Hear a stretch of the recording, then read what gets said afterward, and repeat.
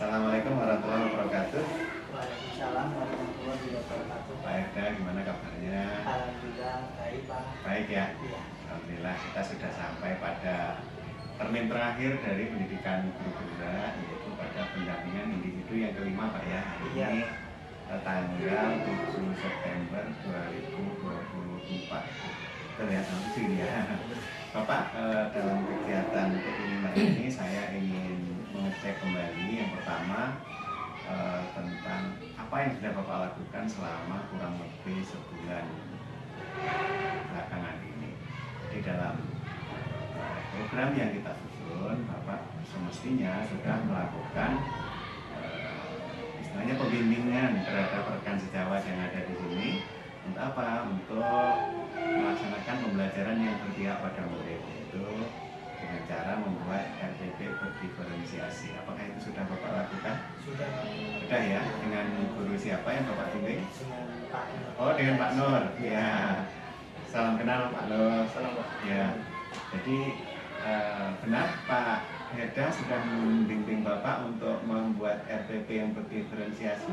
Sudah, Pak Heda sudah 1 bulan ini bahkan sudah membimbing saya untuk melakukan RPP diferensiasi. Oke, terima kasih Pak Heda sudah melakukan kegiatan tersebut. Ini capaian yang luar biasa menurut saya, karena memang salah satu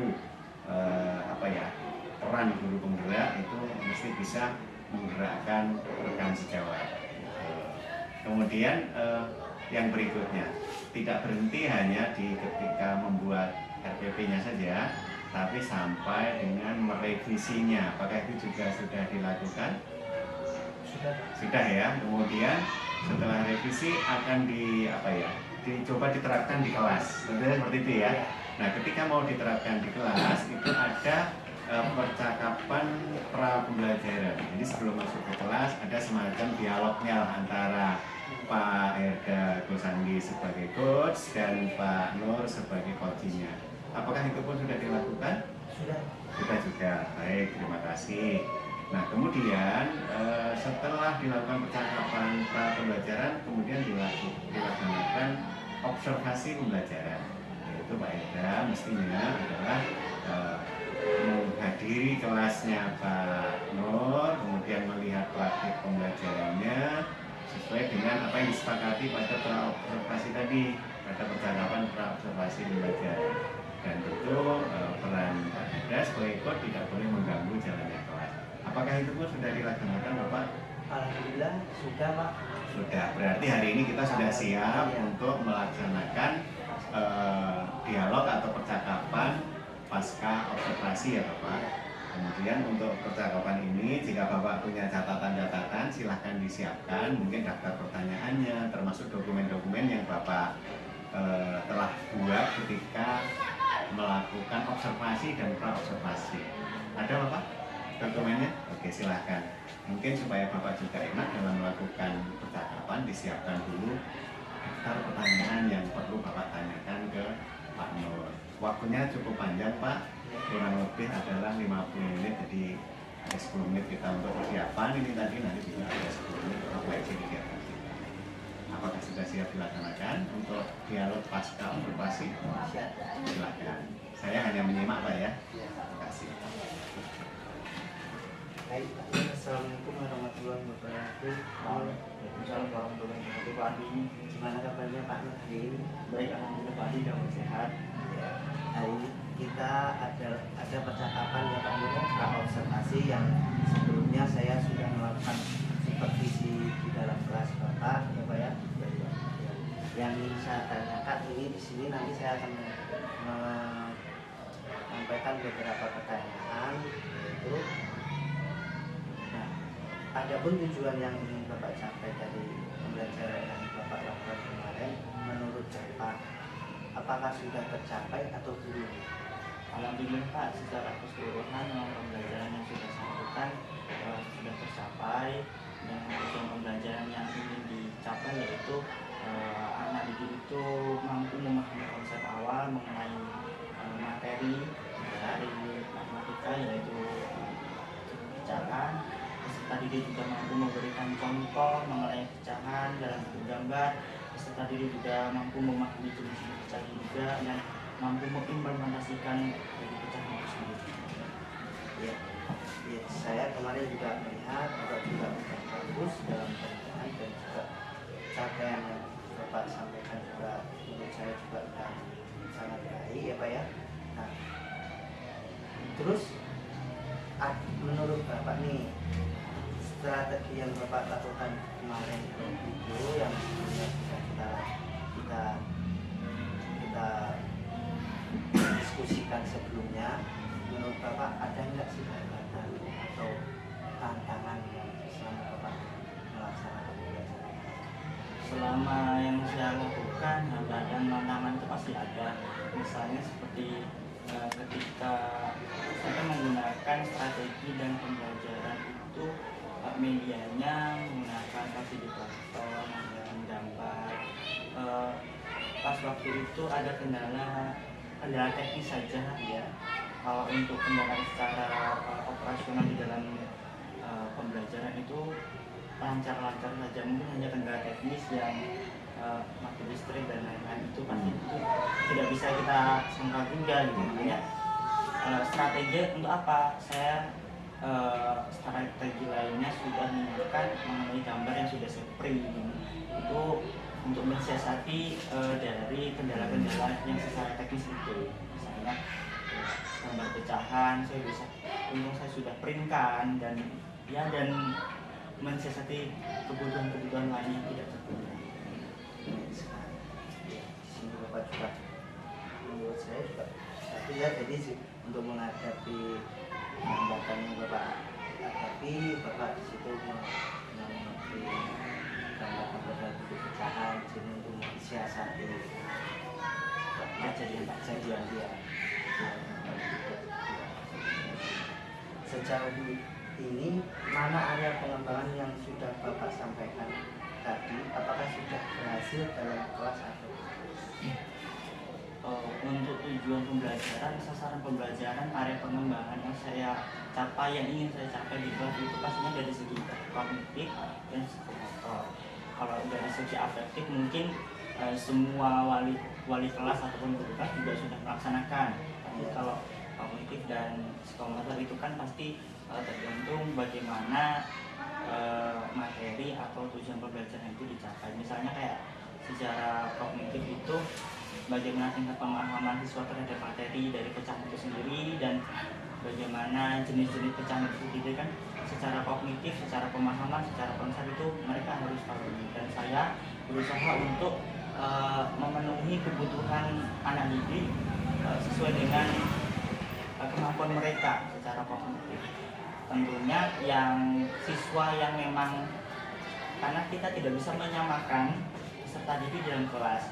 Ada siswa yang mungkin belajarnya berjalan, tapi ada yang berjalannya langsung lari, istilahnya seperti itu. Kita harus membedakan karakteristiknya dan penyesuaian konsep. Ya, saya menjelaskan sesuai dengan konsepnya, sesuai dengan karakteristik peserta didik dari masing-masing gitu. Itu secara kognitif. Kalau secara psikomotor pasti saya juga sama secara kognitif, seperti kognitif saya memperhatikan kebutuhan anak, tidak menyamakan karena itu memang sudah karakteristik mereka dan saya harus memahami itu.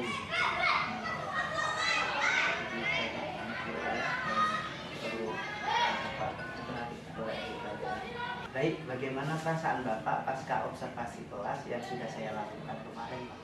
Perasaannya jujur saja campur aduk, Pak, karena memang biasanya di kelas saya tidak ada coaching dengan teman sejawat sebelumnya, tapi kok ini tiba-tiba ada pergerakan yang dan perubahan yang sangat luar biasa. Saya di tahap pra-observasi oleh calon guru penggerak, ditanya-tanya, dibimbing-bimbing, itu merupakan suatu pengalaman yang luar biasa, mendapatkan ilmu yang baru tentang bagaimana pembelajaran itu harus berpusat pada peserta didik, bagaimana pembelajaran itu harus berdiferensiasi, dan intinya saya mendapatkan ilmu yang sangat luar biasa dari Bapak. Terima kasih, Pak. Nah, untuk pertanyaan selanjutnya ya Pak ya. Bisakah coba Bapak ceritakan kembali area pengembangan yang ingin Bapak lakukan waktu itu? Artinya dengan bimbingan Bapak, area pengembangan yang saya lakukan atau yang saya ingin lakukan yaitu dari segi kognitif dan psikomotor. Dari lagi bahwa segi kognitif itu pasti anak-anak tujuan pembelajarannya ingin memahami, ingin mencermati, memahami konsep, bagaimana pengetahuan awal mereka, bagaimana pengetahuan yang ingin dicapai dari pembelajaran itu tadi. Dan konsep psikomotornya, pengembangan alur psikomotornya yaitu anak-anak mampu untuk mempraktikkan, mengimplementasikan dari materi yang ingin saya sampaikan. Terus tahapan apa yang sudah Bapak lakukan saat di dalam kelas? Tahapan seperti apa ya? Tahapan itu ada 3 pembelajaran dalam kelas, tahap awal, tahap inti, dan tahap akhir. Tahap awal yang biasa saya lakukan ya ada berdoa, ada menanyakan kabar kepada peserta didik, ada pemahaman awal untuk masuk ke dalam materi yang akan disampaikan. Terus tahapan intinya saya menyampaikan materi yang akan disampaikan, bagaimana saya mengacu rangsangan kepada peserta didik berupa materi-materi yang akan disampaikan. Itu kan perlu rangsangan awal, persepsi namanya kan.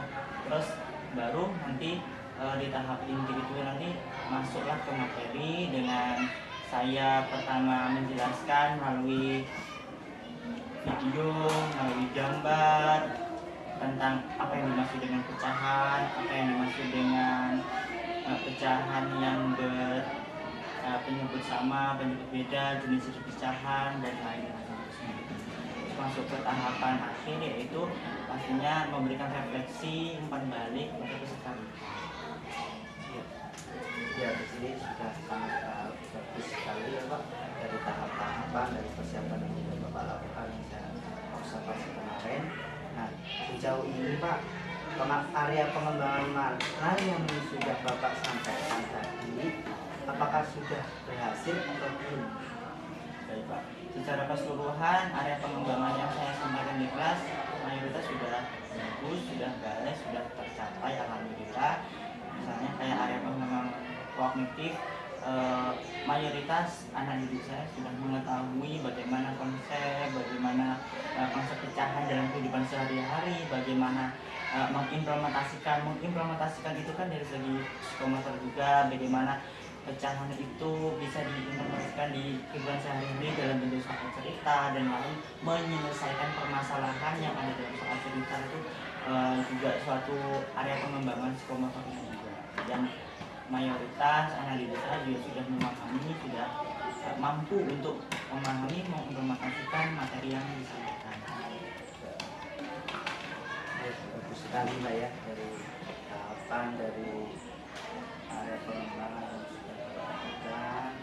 Nah, untuk pertanyaan yang terakhir Pak, nih, menurut Bapak apa kekurangan atau kendala yang Bapak hadapi saat melakukan pembelajaran? Seperti yang saya sudah pernah sampaikan bahwa kendala, tantangan, hambatan itu pasti ada. Secara teknis pun juga ada. Secara teknis ya kita sudah menyiapkan beberapa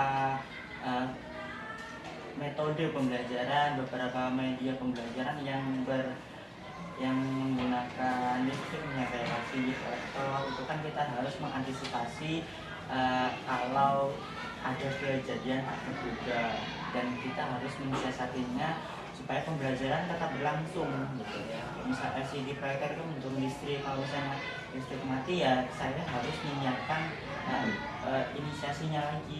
inisiatifnya lagi untuk memperkenalkan gambar atau memberikan media pembelajaran yang lain seperti itu. Untuk tantangannya pastinya pembelajaran yang berpusat pada peserta didik ini, guru itu diminta untuk lebih kreatif lagi bagaimana memang betul-betul pembelajaran itu berorientasi pada peserta didik, bagaimana peserta didiknya yang aktif bukan gurunya yang aktif. Student learning sekali ya.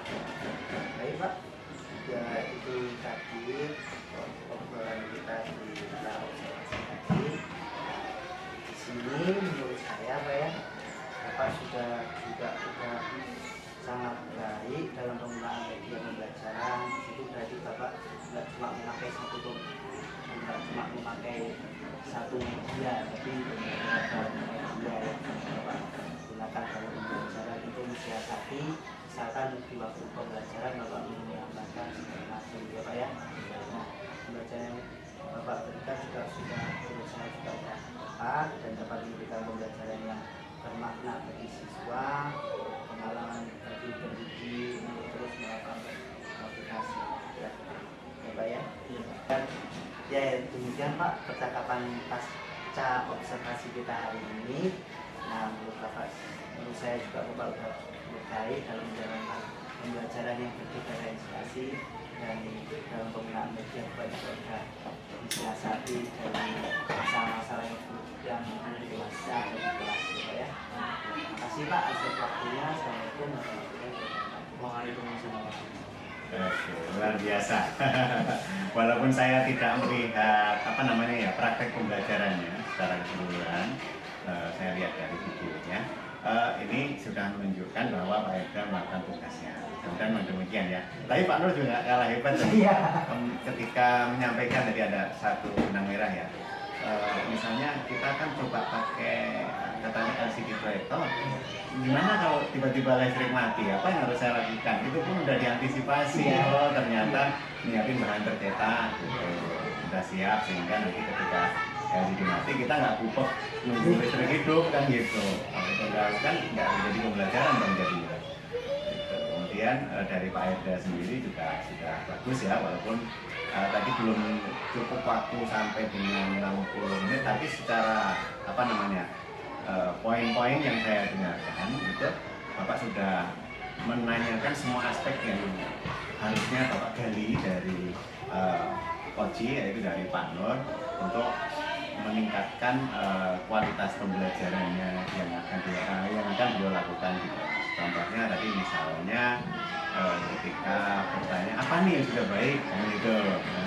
Jadi kalau datanya apa sebenarnya bisa digali lebih lanjut, misalnya selain itu apa yang Bapak lakukan, ada lagi enggak yang lain dan seterusnya. Jadi gunakan teknik coaching tidak menggurui tetapi menggali secara lebih mendalam. Jadi seperti itu. Terima kasih Pak Eda, terima kasih Pak Nur sudah